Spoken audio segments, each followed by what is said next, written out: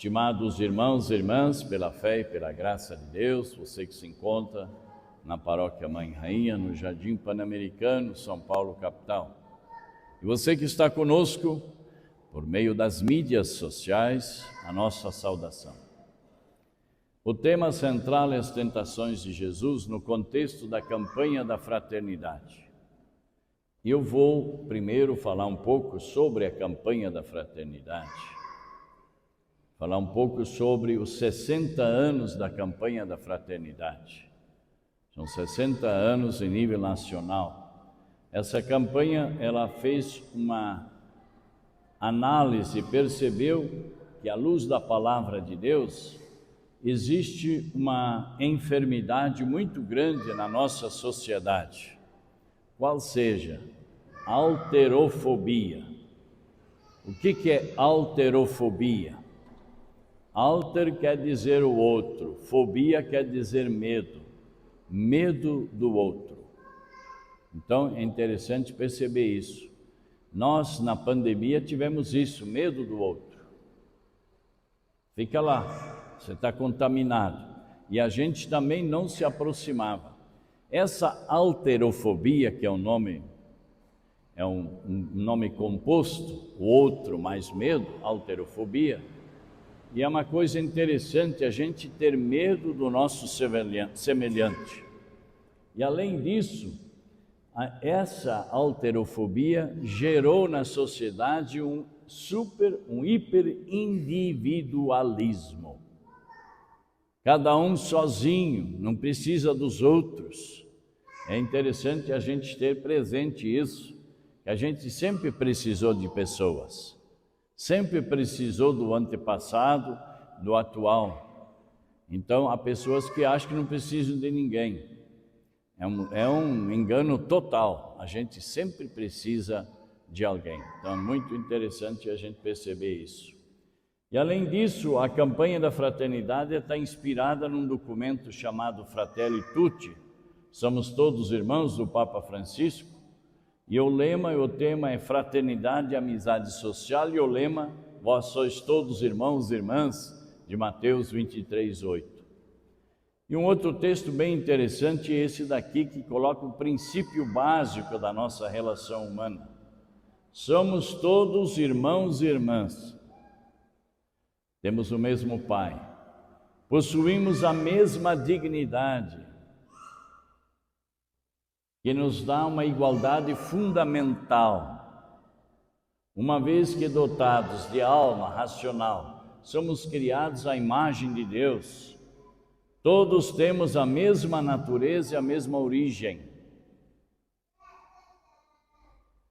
Somos remidos por Cristo. O que é ser remido? Resgatados. E temos a mesma vocação e o mesmo destino final.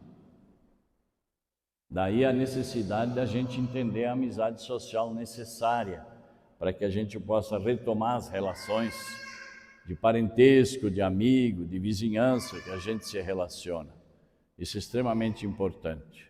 Então é nesse sentido que eu quero dizer.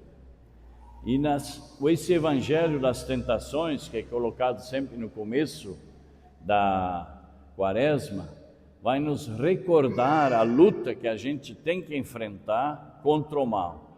E perceber como Jesus enfrentou a luta contra o mal, as tentações que ele sofre no deserto. São tentações que Jesus sempre responde não com sua palavra, mas ele responde ao demônio as tentações sempre colocando a palavra de Deus. E é isso que é orientado para todos nós. As 3 vezes que o diabo tenta Jesus, querendo dar tudo para ele, ele diz assim: não tentarás o Senhor teu Deus. E ele nos orienta também de que a gente também deve colocar sempre a palavra de Deus em nossa defesa quando nós somos tentados de alguma outra forma. Eva entrou em diálogo com o demônio e o que aconteceu? Ela cedeu. Qual foi a tentação que ela sofreu? A tentação do poder. Quando o diabo, em forma de serpente, aparece para Eva no paraíso e diz assim: esta aqui é a árvore do fruto proibido. se você comer desse fruto, você vai ser Deus. Não é essa conversa de Eva que a turma fala no botequim, isso não tem que jogar no lixo, não serve para nada. Por que Eva foi tentada pelo demônio e comeu a fruta? Porque Eva foi induzida, deu bola, deu ouvidos para o demônio e disse: coma dessa fruta e você será Deus. A Eva foi, quando morde a fruta, passa para o Adão, ela fica nua. Significa ela traiu as promessas. Ele desobedeceu a Deus e queria ser Deus.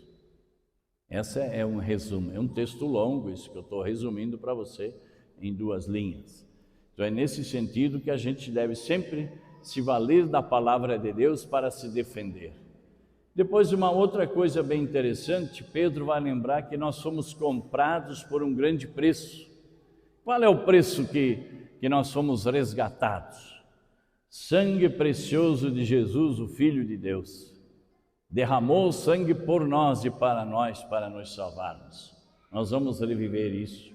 E perceber que também através do batismo, nós somos redimidos, recebemos uma vida nova, recebemos a graça de Deus e nós nos tornamos participantes da vida divina. Nos tornamos filhos de Deus, nos lembra São João. E isso é extremamente importante de a gente ter. O Evangelho fala até dos anjos que a gente tem. Os anjos que serviram ao Senhor no deserto, no paraíso também. O anjo da guarda, quem de vocês tem anjo da guarda aí? É bom ter. Depois ele coloca os santos também, nos protege. Tem um santo em sua devoção? Levanta a mão. O pessoal não pegou a imagem, é uma pena. Então é interessante perceber isso. Outra coisa é também a devoção a Nossa Senhora. Quem é devoto a Nossa Senhora? Bonito. De São José também. Pode levantar a mão. Olha só que beleza. Então é nesse sentido que esses santos todos, Nossa Senhora, o anjo da guarda, nos ajudam a levar o Evangelho para frente e nos proteger. Eles são nossa proteção. E depois o Evangelho de hoje vai nos dizer também: arrependei-vos, acreditai no Evangelho. São as primeiras palavras do Evangelho de Marcos, que fala que o reino está próximo. É preciso termos valentia para que a gente possa se aproximar e reconciliar. A igreja nos ensina que durante a quaresma é necessária a confissão. Confessar-se uma vez, pelo menos no tempo da Páscoa do Senhor, que é esse tempo da quaresma. É um sacramento, é a graça de Deus. E nós temos essa alegria, temos toda sexta-feira um sacerdote aqui, à tarde, e teremos no dia 8 de março, das 3 às 18, e depois das 19h30 até enquanto tiver gente para atender, padres que vêm de fora nos ajudar. É um momento importante da gente fazer a confissão, nesse tempo propício, mostrando o desejo do arrependimento, que o pecado nos enfraquece, o pecado nos judia, e o pecado nos tira a alegria. Antigamente uma pessoa dizia: eu estou muito triste, o padre dizia para essa pessoa: você faz tempo que você não confessa, vai confessar. Está vendo? Se sua alegria for embora, talvez tenha pecado que lhe aborreça na vida. E outra coisa interessante que a campanha nos coloca também, que a gente às vezes vive como cego. A gente precisa corrigir os nossos erros. Sabemos criticar os outros, temos que pedir a Jesus que abra os olhos, rezar como o cego de Jericó: Senhor, que eu veja, ver os defeitos dos outros e também os nossos defeitos. Muitas vezes a gente só vê o dos outros, o nosso não vê. A gente acha que é santo demais, né? Então tem que prestar atenção nessa dimensão de olhar. Pode ser que o outro tem os mesmos defeitos que eu tenho, mas eu aponto para o outro.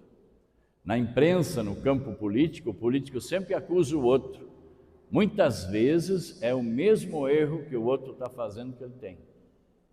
Vocês podem prestar atenção, quando joga muito para o outro, que o cara está com o balaio cheio dessa mesma dificuldade, desse mesmo erro.